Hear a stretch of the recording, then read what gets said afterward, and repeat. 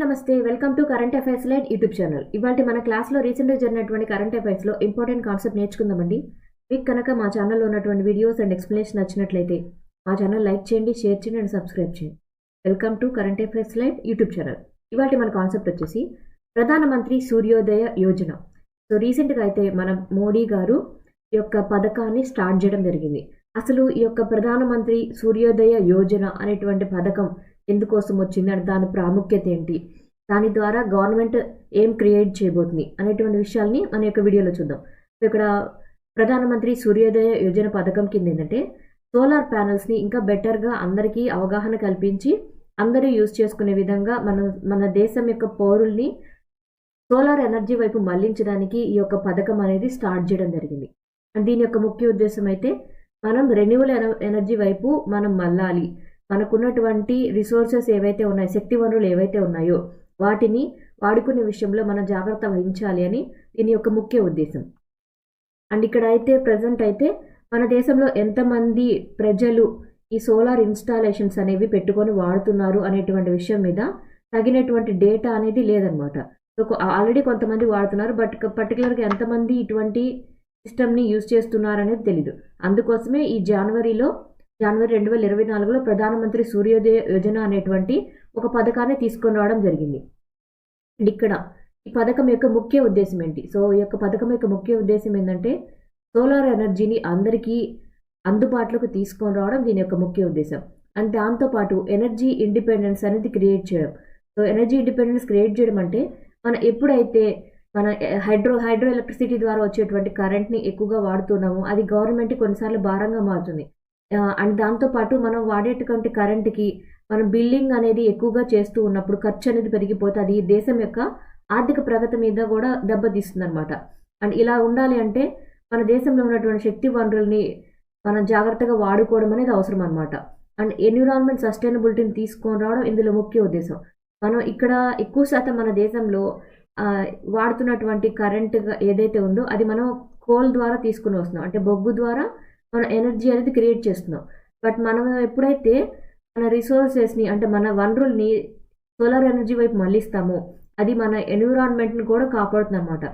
పర్యావరణ pollution levels తక్కువగా ఉండాలంటే మన శక్తి వనరులు అనేవి గాలి ద్వారా అండ్ ఇక్కడ సోలార్ ఎనర్జీ ద్వారా వచ్చేటువంటి శక్తి వనరులు వాడుకోవడం అనేది ఒక ముఖ్యమైన ఆల్టర్నేటివ్ అనమాట. Silent feature. సో ఇక్కడ తీసుకొచ్చినటువంటి ప్రధానమంత్రి సూర్యోదయ యోజన పథకం ద్వారా మనకు వచ్చేటువంటి విషయాల్లో ఎటువంటి ముఖ్యంగా ఉన్నాయి. సో ఇక్కడ ఏంటంటే దీనిలో ఇన్సెంటివ్ అనేది ఇస్తారు. సో ఇన్సెంటివ్ ఉంటుంది, ఒక ఫైనాన్షియల్ అసిస్టెన్స్ సిస్టమ్ అనేది క్రియేట్ చేయబడుతుంది. సో ఫైనాన్షియల్ అసిస్టెన్స్ సిస్టమ్ అంటే ఎవరైతే ఈ యొక్క పథకంలో నమోదు చేసుకొని వాడుకోవాలనుకుంటారో వాళ్ళకి అంటే సోలార్ రూఫ్ టాప్ని ఏర్పాటు చేసుకోవాలనుకుంటారో వాళ్ళకి వాళ్ళ ఖర్చుకు తగిన విధంగా కావాల్సినటువంటి అమౌంట్ని లోన్గా ఇవ్వడం జరుగుతుంది. అండ్ లేదా కొంత ఆర్థిక సహాయం ఇచ్చి అందరూ నార్మల్ కరెంట్ను వాడుకోకుండా సోలార్ ఎనర్జీ వైపు మళ్ళడానికి ఇది క్రియేట్ చేయడానికి ఉపయోగపడుతుంది అనమాట. అండ్ అసలు ఇండియా తరపున ఇండియన్ గవర్నమెంట్ ఇటువంటి పథకాన్ని తీసుకొని రావడం ఎందుకంటే మన దేశానికి ఒక టార్గెట్ పెట్టుకుంది. సో ఏంటంటే ఆ టార్గెట్ 2022 సంవత్సరానికి కల్లా కూడా 40 గిగావాట్ల సామర్థ్యం కలిగినటువంటి ఎనర్జీ సిస్టమ్ని మనం క్రియేట్ చేయాలి. అంటే రెన్యూవల్ ఎనర్జీ సోర్సెస్ని వాడుకునేటువంటి కెపాసిటీ అనేది 40 గిగావాట్స్గా పెంచాలి అని గవర్నమెంట్ భావించింది. బట్ ఎప్పుడైతే ఈ రూఫ్ టాప్ సోలార్ ప్రోగ్రామింగ్ అనేది చేసి ఈ యొక్క 40 గిగావాట్ల సామర్థ్యం దాకా తీసుకెళ్లాలని భావించిందో 2022 కల్లా అది కంప్లీట్ అవ్వలేదన్నమాట. సో అలా కంప్లీట్ అవ్వకపోవడం వల్లే మన దేశాన్ని ఇంకా బెటర్గా మార్చడం కోసం గవర్నమెంట్ ఇటువంటి పథకాన్ని క్రియేట్ చేసి ప్రజల్లోకి తీసుకెళ్లబోతుంది. అండ్ ఇక్కడ ఇచ్చినటువంటి న్యూ స్కీమ్ ఏదైతే ఉందో దాని ద్వారా ఏంటంటే ఆల్రెడీ ఇక్కడ మనం సాధించాలి అనుకొని ఆగిపోయినటువంటి 40 గిగావాట్ల కెపాసిటీ కలిగినటువంటి టార్గెట్ ఏదైతే ఉందో దాన్ని 2026 కల్లా కూడా కంప్లీట్ చేయడానికి వీలు కలుగుతుంది అనమాట. అండ్ దీని ద్వారా ఏంటంటే మనం ఇప్పటికీ 11 గిగావాట్ల సామర్థ్యం కలిగినటువంటి సిస్టమ్ అనేది ఇన్స్టాల్ చేసి అంటే ఇక్కడ మనకి roof top system solar systems అని ఏర్పాటు చేసి 11 గిగావాట్ల సామర్థ్యాన్ని మాత్రమే వాడుకోగలుగుతున్నాం. అలా కాకుండా మనం కనుక ఇప్పుడు ఈ ప్రధానమంత్రి సూర్యోదయ యోజన కింద ఇంకా రూఫ్ టాప్ సోలార్ సిస్టమ్ని అందరూ వాడుకునే విధంగా చేయగలిగితే అది మన యొక్క దేశానికి ఉపయోగపడుతుంది అనమాట. అండ్ ఈ స్కీమ్ ఉండడం ద్వారా ఏంటంటే ఇండియా యొక్క రూఫ్ టాప్ ద్వారా చేసేటువంటి సోలార్ ఇన్స్టేషన్ కెపాసిటీ అనేది పెరుగుతుంది అనమాట. అంటే అది కూడా ఎస్పెషల్లీ ఇటువంటి టెక్నాలజీని కనుక మన ఇండస్ట్రియల్ ఏరియాలు తీసుకొని వచ్చినా, లేదా మనం జనరల్గా హౌస్ హోల్డ్కి అంటే గృహాలకు కూడా ఇటువంటి కనుక మనం అరేంజ్ చేయగలిగితే అది చాలా ఉపయోగపడుతుంది అనమాట. అంటే మన దేశ ప్రగతికి అది కూడా ఉపయోగపడుతుంది. అండ్ ఇలా చేయాలి అంటే వాళ్ళని నార్మల్గా ఉన్నటువంటి మన శక్తి వనరుల నుంచి మళ్లించాలి అంటే వాళ్ళకి సెంట్రల్ ద్వారా అంటే కేంద్ర ప్రభుత్వం ద్వారా ఫైనాన్షియల్ అసిస్టెన్స్ అంటే ఆర్థిక మద్దతు అనేది లభించడం అనేది ఉపయోగపడుతుంది. అండ్ ఇన్సెంటివ్స్ అంటే ఇటువంటి విధంగా మళ్లించాలి అంటే వాళ్ళకంటూ కొంత ప్రోత్సాహకమైనటువంటి మనీ అనేది క్రియేట్ చేసి డిస్కమ్స్ అంటే ఇక్కడ మనకి ఎనర్జీ డిస్ట్రిబ్యూషన్ చేసేటువంటి కంపెనీస్ ఏవైతే ఉంటాయో వాటికి యొక్క సామర్థ్యాన్ని మెరుగుపరిచి వాటిని కూడా దీనిలోకి మళ్లించాలంటే డిస్కమ్స్కి కూడా మనకు కావాల్సినటువంటి ఇన్సెంటివ్స్ అనేది ఇవ్వడం ఒకటి ఉపయోగపడుతుంది. అండ్ ఇక్కడ కన్జ్యూమర్ ఎవరైతే ఉన్నారో, కన్జ్యూమర్ అంటే నథింగ్ బట్ పబ్లిక్, ఇక్కడ పబ్లిక్ ఎవరైతే ఉన్నారో వాళ్ళకి ఈ యొక్క స్కీమ్ ద్వారా ఉపయోగపడుతుంది అనమాట.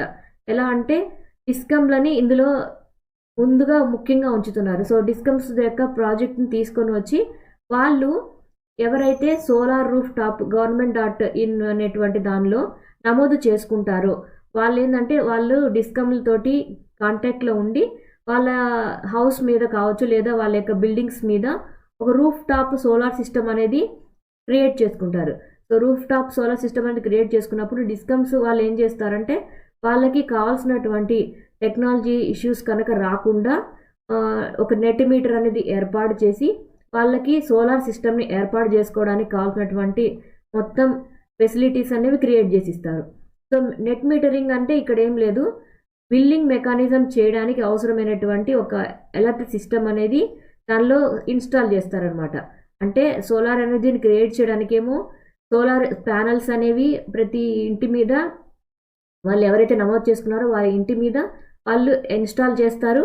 అండ్ వాళ్ళు క్రియేట్ అయినటువంటి ఎనర్జీ ఏదైతే ఉందో ఇక్కడ క్రియేట్ అయినటువంటి సోలార్ ఎనర్జీ అనేది వాళ్ళు వాడుకునేటువంటి ఎలక్ట్రిసిటీ ఎంత ఉంది, ఎంత వస్తుంది అనేటువంటిది క్రియేట్ చేసిన దాన్ని బిల్లింగ్ చేయడం కోసం నెట్ మీటరింగ్ అనేది తీసుకొని వస్తారు. అండ్ ఇది మొత్తం కూడా ఒక గ్రిడ్ కనెక్షన్ లాగా తీసుకొని వచ్చి ప్రతి ఒక్క హౌస్ హోల్డ్ సిస్టమ్ కావచ్చు అండ్ ఇలా రూఫ్ టాప్ సిస్టమ్స్ అనేవి అందరూ వాడుకునే విధంగా ఒక గ్రిడ్ నాలెడ్జ్ని తీసుకొని వస్తారనమాట. అండ్ ఏదైతే ఎక్స్ట్రా సోలార్ పవర్ అనేది జనరేట్ అవుతుందో ఆ యూనిట్స్ అన్నిటినీ కూడా సోలార్ ప్యానెల్ నుంచి బయటికి తీసుకుని వచ్చి గ్రిడ్ కనెక్ట్ చేస్తారు. సో ఏ ఇంటికి అయినా సరే ఒక 400 యూనిట్ల కరెంట్ అవసరం అవుతుందంటే దానికన్నా ఎక్కువ కనుక అక్కడ జనరేట్ అయితే అక్కడ జనరేట్ అయినటువంటి ఎక్స్ట్రా ఏదైతే ఉందో దాన్ని ఈ యొక్క గ్రిడ్ కనెక్ట్ చేయడం ద్వారా మళ్ళీ ఈ డిస్కమ్స్ ఏవైతే ఉంటాయో వాళ్ళు యూజ్ చేసుకోవడానికి ఉపయోగపడుతుంది. అండ్ బెనిఫిట్స్, సో ఇక్కడ ఎప్పుడైతే మనం సోలార్ రూఫ్ టాప్స్ అనేవి ఏర్పాటు చేస్తూ ఉన్నామో ఇన్స్టాల్ చేసి దాని ద్వారా ఏంటంటే మంత్లీ వచ్చేటువంటి ఎలక్ట్రిసిటీ బిల్స్ అనేవి చాలా తగ్గిపోతాయి. అంటే గవర్నమెంట్కి మనకి క్రియేట్ చేసి ఎలక్ట్రిసిటీని జనరేట్ చేసి ఇవ్వాల్సినటువంటి బాధ్యత తగ్గుతుంది, ఎన్విరాన్మెంట్ పొల్యూషన్ తగ్గుతుంది. అండ్ ఇప్పుడు మన ఇటువంటి సోలార్ సిస్టమ్తో తయారు చేసినటువంటి ఎలక్ట్రిసిటీ వైపు మళ్ళినప్పుడు అది ప్రపంచానికి కూడా ఉపయోగపడుతుంది అన్నమాట. అండ్ ఇక్కడ మనం ఏదైతే గోల్ పెట్టుకున్నామో మనం 2026 సంవత్సరం కల్లా కూడా 40 గిగావాట్ సామర్థ్యాన్ని చేరాలి అనేటువంటి ఒక నాలెడ్జ్ పరంగా ఒకటి పెట్టుకున్నాం. సో దాన్ని చేరాలి అంటే మనము ఇటువంటి సోలార్ రూఫ్ టాప్ సిస్టమ్కి ఏర్పాటు చేయడం అనేది ఇంపార్టెంట్. సో అందుకోసమే PM సూర్యోదయ యోజన అటువంటి పథకాన్ని తీసుకుని వచ్చారు. అండ్ ఇటువంటిది ఏంటంటే 50 గిగావాట్స్ రెన్యూవబుల్ ఎనర్జీ సామర్థ్యాన్ని మనము 2030 కల్లా కూడా మెరుగుపరుచుకోవడానికి ఉపయోగపడుతుందన్నమాట ఇటువంటి పథకం అనేది. అండ్ మన దేశం పరంగా ఎనర్జీ సెక్యూరిటీ అనేది లభిస్తుంది. అంటే మన దేశంలో ఉన్నటువంటి శక్తి వనరులు ఖాళీ అయిపోతాయి అని భావించకుండా మనం కూడా సోలార్ ఎనర్జీ వైపు మళ్ళినప్పుడు అది మన దేశం యొక్క శక్తి వనరులకి భద్రత అనేది లభిస్తుంది. అండ్ మనం ఇంకొక దేశం నుంచి మనకు కావాల్సినటువంటి ఎలక్ట్రిసిటీని కొనుక్కోకుండా మన దేశానికి ఉపయోగపడుతుంది. అండ్ దాని ద్వారా ఏంటంటే ఎన్విరాన్మెంట్ పొల్యూషన్ కూడా మనకి తగ్గిపోతుంది అనమాట. మనం కనుక ఎక్కువగా ఉన్నటువంటి సోలార్ ఎనర్జీ ఏదైతే ఉందో సర్ప్లస్ ఎలక్ట్రిసిటీ ఏదైతే ఉందో దాన్ని గ్రిడ్గా కనెక్ట్ చేసి ఆ గ్రిడ్గా కనెక్ట్ చేసింది మొత్తం మన దేశంలో డిస్కమ్స్ ఏవైతే ఉంటాయో వాటికి మనం అమ్మేస్తాం అనమాట. సో అలా అమ్మినప్పుడు మన దేశంకి ఇన్కమ్ కూడా వస్తుంది. సో డిస్కమ్స్ నుంచి వచ్చినటువంటి మొత్తం ఎలక్ట్రిసిటీ ఏదైతే ఉంటుందో ఆ ఎక్స్ట్రా ఉన్నటువంటి ఎలక్ట్రిసిటీని మనం వేరే దేశాలకు కూడా అమ్ముకోవడానికి ఉపయోగపడుతుంది అనమాట. యోజన పథకం ఏదైతే ఉందో దాని ద్వారా ఎన్విరాన్మెంట్ పొల్యూషన్ తగ్గుతుంది. మన దేశంలో ఉన్నటువంటి శక్తి వనరుల్ని మనం సోలార్ ఎనర్జీ వైపు మళ్లించిన వాళ్ళం అవుతాం. అండ్ మన దేశంలో ఎన్విరాన్మెంట్ పొల్యూషన్ తగ్గడంతో పాటు ప్రతి ఒక్కరికి కూడా ఇన్కమ్ని కాపాడుకోవడానికి అండ్ ఎనర్జీ పరంగా మనం హైడ్రో ఎలక్ట్రిసిటీని మనం వాడుతున్నటువంటి శక్తి వనరుల వృధాన్ని కూడా అరికట్టడానికి ఈ యొక్క పథకం అనేది ఉపయోగపడబోతుంది. సో గవర్నమెంట్ తన సాధించాల్సినటువంటి గోల్స్ ఏవైతే ఉన్నాయో వాటిని సాధించడం కోసం ప్రతి ఒక్కరికి అవగాహన కల్పించడానికి PM సూర్యోదయ యోజన పథకాన్ని తీసుకొని రావడం జరిగింది. Thank you for watching my video. మీకు కనుక నా వీడియో అండ్ ఎక్స్ప్లెనేషన్ నచ్చినట్లయితే నా వీడియోస్ లైక్ చేయండి, షేర్ చేయండి అండ్ సబ్స్క్రైబ్ చేయండి. మీకు నా వీడియోస్ ఏ విధంగా అనిపిస్తున్నాయో నాకు కామెంట్ సెక్షన్లో తెలియచేయండి. Thank you for watching my video. Thank you.